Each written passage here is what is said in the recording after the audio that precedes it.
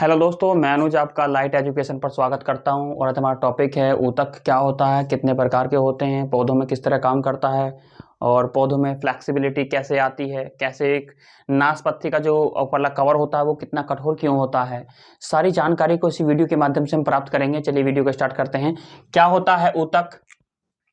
ठीक है, इसको टिश्यू कहते हैं। टिश्यू इसको कहते हैं। देखिए ऊतक, ऊतक शब्द का प्रयोग, ऊतक शब्द का प्रयोग सबसे पहले किसने किया? मायर, मायर नामक व्यक्ति यानी वैज्ञानिक ने किया। ठीक है, और इसके अध्ययन को क्या कहते हैं? अध्ययन, इसके अध्ययन को कहते हैं हिस्टोलॉजी। हिस्टोलॉजी कहते हैं। और हिस्टोलॉजी यानी इसको ओतो की कह सकते हैं। ओतो की कह सकते हैं। ठीक है, क्या कहते हैं? ओतो की। और इस जो ये जो शाखा है, इस शाखा को इसको किसने प्रतिपादित किया कि क्या नाम था उन वैज्ञानिक का? था तो उनका नाम था मॉड सैलो। मॉड सैलो मेल पीगी। ठीक है जी, ये था आपका बैकग्राउंड ऑफ टिश्यू। ठीक है, ये टिश्यू का क्या है? बैकग्राउंड है। अब हम बात करेंगे कि क्या होता है पादप ऊतक। हम सबसे पहले आज बात करेंगे पादप ऊतक क्या होते हैं। चलिए, पादप ऊतक, पादप ऊतक क्या होते हैं? देखिए पादप ऊतक दो प्रकार के होते हैं। कितने प्रकार के होते हैं? दो प्रकार के होते हैं। विभाज्य, क्या है जी? विभाज्य ऊतक। ठीक है, दूसरा है आपका स्थायी ऊतक। ठीक है, ये हो गया। अब जो विभाज्य ऊतक है वो तीन प्रकार का होता है। ठीक है, विभाज्य ऊतक कितने प्रकार का होता है? तीन प्रकार का। सबसे पहले शीर्ष, शीर्ष विभाज्य ऊतक। ठीक है, उसके बाद है आपका पार्श्वरीय विभाज्य ऊतक। ठीक है, उसके बाद है आपका अंत्यशर्वीय विभाज्य ऊतक। ये तीन प्रकार का होता है जी। ठीक है, जो विभाज्य ऊतक है वो तीन प्रकार का होता है। और विभाज्य ऊतक क्या होता है? ये इसमें समसूत्री, समसूत्री विभाजन होता है।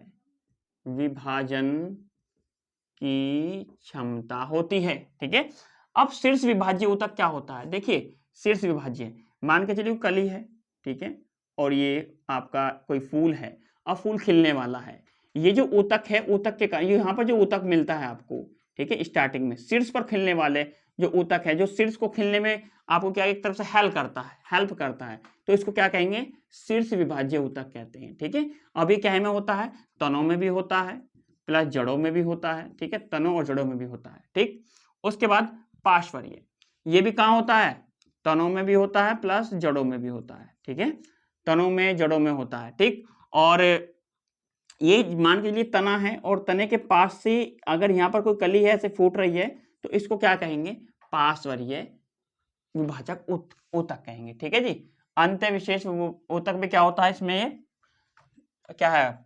जमीन के नीचे होता है। अब देखिए आगे, आप स्थायी ऊतक क्या होता है? स्थायी ऊतक, देखिए ये भी तीन प्रकार का है। नंबर एक साधारण ऊतक। ठीक है, नंबर दो जटिल ऊतक, नंबर तीन विशेष ऊतक। अब देखिए क्या होता है विशेष, साधारण ऊतक और जटिल ऊतक और विशेष ऊतक। सबसे पहले बात हम करेंगे साधारण की। क्वेश्चन यहीं से सबसे ज्यादा आ रहे हैं। साधारण ऊतक, साधारण ऊतक। अब देखिए साधारण ऊतक को हम इस प्रकार समझेंगे, ये भी तीन प्रकार का होता है। कितने का जी? तीन प्रकार का, जिसमें क्या है? मृदु ऊतक आएगा, मृदु ऊतक आएगा, और आपका स्थूल, स्थूल कोण आएगा, स्थूल कोण ऊतक आएगा। ठीक है, और आएगा दृढ़ ऊतक। क्या आएगा? दृढ़ ऊतक आएगा। अब आपका जो ये वाला जो पार्ट है मृदु ऊतक, अब एक इस पर मैं स्ट्रक्चर बना रहा हूं, इसमें देखिए मृदु ऊतक क्या है।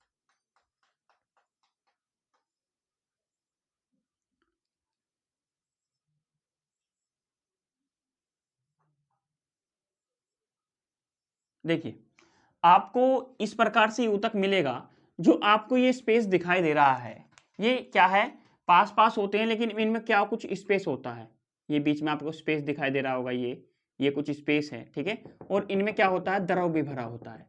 तो इसमें इसी स्ट्रक्चर से ही आपका इसको कंप्लीट करता हूं। तो इनमें पूछेगा कोशिका द्रव भरा होता है, क्या होता है जी, इनमें कोशिका द्रव भरा होता है। इनमें अंतः कोशिकीय स्थान होता है, इसमें क्या है, अंतर कोशिकीय स्थान होता है, कोशिका द्रव भरा होता है। और इनमें क्या होता है, केंद्रक भी होता है। ये क्या है जी, केंद्रक है। इनमें क्या होता है, केंद्रक भी होता है।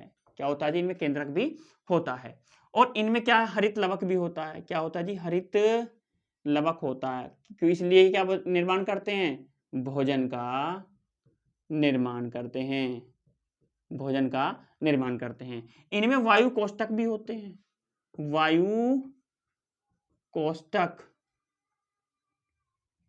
वायु कोष्ठक, ठीक है, होते हैं। इसीलिए इस ऊतक को क्या कहते हैं, वायु ऊतक भी कहते हैं। कई बार एग्जाम में पूछ लेता है कि वायु निम्नलिखित में से वायु ऊतक कौन होता है, तो वायु ऊतक स्थायी ऊतक होता है, क्योंकि इट्स अ पार्ट ऑफ 3, ठीक है। अब वायु ऊतक क्या है, एक स्थायी ऊतक है, जो किस में आता है, मृदु ऊतक में आता है, ठीक है। अब इसको वायु ऊतक भी कहते हैं। इसकी जो कोशिका भित्ति होती है, कोशिका भित्ति, ठीक है, वो क्या की बनी होती है, cellulose, cellulose plus calcium, calcium की बनी होती है, ठीक है। तो ये था आपका एक तरह से मृदु ऊतक, ठीक है। ये रहा, ये पूरा टोटल क्या है, मृदु ऊतक है। अब बात करेंगे स्थूल कोण ऊतक क्या होता है, क्या होता है स्थूल कोण ऊतक, क्या होता है।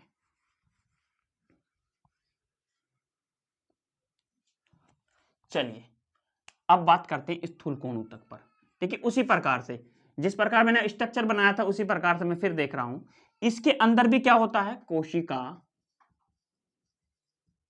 द्रव भरा होता है, केंद्रक भी होता है। लेकिन केंद्रक क्या होता है, अनियमित होता है, मतलब उसकी कोई नियमित रूप से नहीं होता वो, मतलब उसकी कोई आकृति फिक्स नहीं होती, अनियमित होता है, ठीक है। और इसमें क्या होता है, इसकी जो कोशिका भित्ति है, क्या है जी, कोशिका भित्ति, वो क्या की बनी होती है, सेल्यूलोज प्लस पैक्टिन की बनी होती है, ठीक है। और इनमें अंतराकोश के स्थान, अंतराकोश के स्थान कम होता है, होता तो है लेकिन कम होता है, ठीक है जी। तो ये है आपका स्थूल कोण ऊतक। अब उसके बाद देखते हैं हम दृढ़ ऊतक क्या होता है।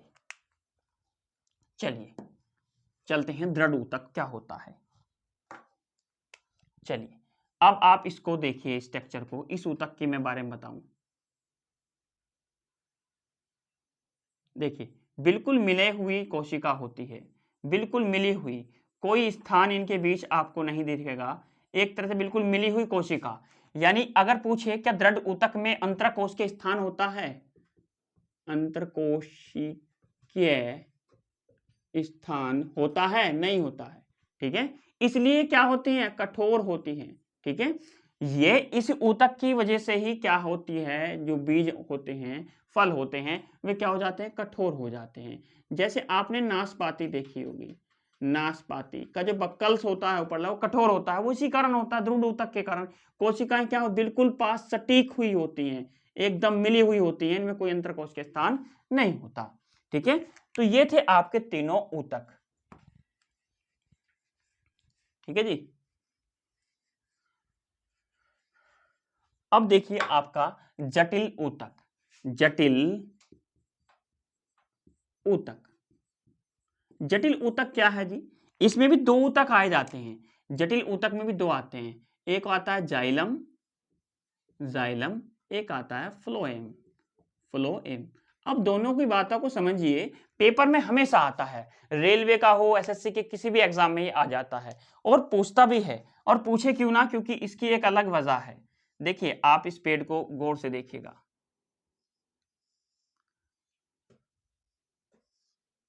बन जा भाई, ये पेड़ है, ये इसकी जड़ है, ठीक है। अरे ये तो तिरछा हो गया, चलो कोई बात नहीं, गिर नहीं रहा है, ठीक है, ये पेड़ है।